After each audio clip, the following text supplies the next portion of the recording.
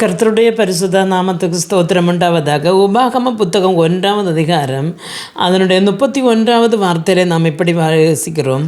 ஒரு மனிதன் தன் பிள்ளையை சுமந்து கொண்டு போவது போல நீங்கள் இவ்விடத்திற்கு வருகிற வரைக்கும் நடந்து வந்த வழிகள் எல்லாவற்றிலும் உங்கள் தேவனாகிய கர்த்தர் உங்களை சுமந்து கொண்டு வந்ததை கண்டீர்களே என்று காணப்படுகிறது.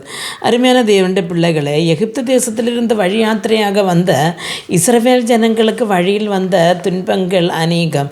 ஆனாலும் கர்த்தர் அவைகளிலிருந்தெல்லாம் அவர்களை காப்பிட்டு சுமந்து கொண்டு வந்தார் என்று வேதம் சொல்லுகிறது. நம்முடைய வாழ்க்கையில் நமக்கு தெரியும், முன்னே இருந்த நம்முடைய வாழ்க்கையின் பாடுகள் வேதனைகள் எல்லாம் நமக்கு தெரியும். ஆனால் அந்த நாட்களில் சில நேரங்கள் நாம் நினைக்கிறது உண்டு, எப்படி நாம் இந்த பாதைகளை தாண்டி வந்தோம், எப்படி எங்களுக்கு இதற்கான ஒரு கிருபை கிடைச்சது என்று நாம் நினைக்கிறது உண்டு இல்லையா? அதே மாதிரி ஒரு தகப்பன் தன் பிள்ளையை சுமந்து கொண்டு வருகிறது போல கர்த்தர் நம்மை சுமந்து கொண்டு வந்திருக்கிறார் என்று வேதம் சொல்லுகிறது. அருமையான தேவனுடைய பிள்ளைகளை, இந்த உலகத்தில் தான் ஒரு தகப்பன் ஒரு பிள்ளையை கொண்டு ஒரு வழி யாத்திரை போகும் பொழுது ஒன்றி அந்த பிள்ளையை கையில் பிடித்திருப்பார், இல்லைன்னு என்ன தோளில் எடுப்பார். ஏனென்று சொன்னால் ஒரு கூட்டமான இடத்தில் வரும்பொழுது என்னுடைய பிள்ளை என்னுடைய கை தவறி போகக்கூடாது என்று சொல்லிதான் அவரை கண்ணும் கருத்துமாக பார்க்கிறார்.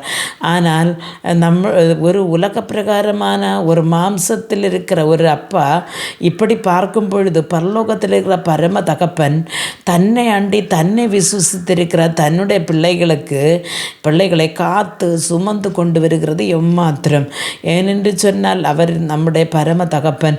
நம்முடைய நினைவுகள், நம்முடைய பேச்சுகள், நம்முடைய போக்குவரவுகள் எல்லாம் அறிந்திருக்கிற அவர் நமக்கு முன்பாக வைத்திருக்கிற கண்ணிகளை அவர்களுக்கு தெரியும். அதனால் என் அருமையான தேவனுடைய பிள்ளைகளை, நம்முடைய வாழ்க்கையிலே என்ன நடந்தாலும் அவரை அறியாமல் நமக்கு நடக்கிறதில்லை.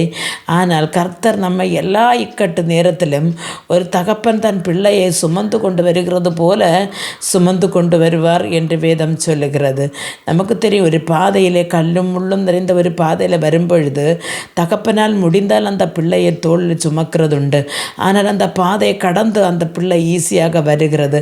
அருமையான தேவனுடைய பிள்ளைகளை, அதே மாதிரி தான் நாமும் கடந்து போகிற இந்த பாதை மிகவும் நெருக்கப்பட்டதாக வேதனை நிறைந்ததாக இருந்தாலும் ஒவ்வொரு நாளும் நாம் ஜெபத்தோடு கூட விசுவாசத்தோடு கூட கர்த்தரோடு நாம் கிட்டி சேருவோம். ஆனால் அவர் நம்மை இந்த கஷ்டத்தின் நெருக்கத்தின் பாதையில் சுமந்து கொண்டு வந்து ஒரு விசாலமான வழியில் நிறுத்துவதை நம்மளால் பார்க்க முடியும்.